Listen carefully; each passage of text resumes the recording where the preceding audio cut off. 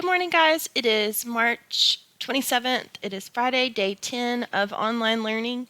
I'm just going to go over this real quick. You will actually need your other worksheets to make this a lot easier. This is the review at the end of the week. So as you can see, the vocabulary words are up here: lever, fulcrum, wheel and axle, and compound machine. So in this first part, you're going to use the words in the box to complete the sentences. So as you went through the week, they gave you vocabulary words that will help you figure this out. So those will definitely assist you in answering these. So a blank is what the lever balances on.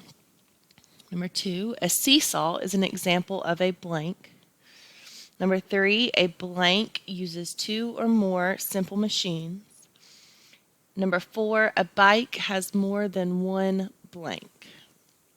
Okay, and then here, same deal with the B section. You're going to use information from the previous pages to help you answer this. All right, true or false? Number 1, a wheelbarrow is a simple machine.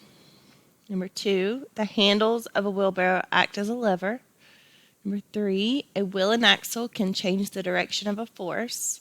And number 4, it is easier to drag something than to carry it in a wheelbarrow. So again, you're going to write true and false down the side.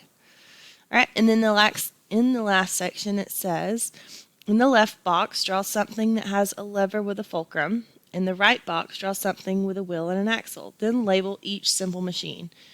Throughout the week, they have given you multiple examples. So you should be able to go back and find an example of something with a wheel and axle and an example of something with a lever and a fulcrum.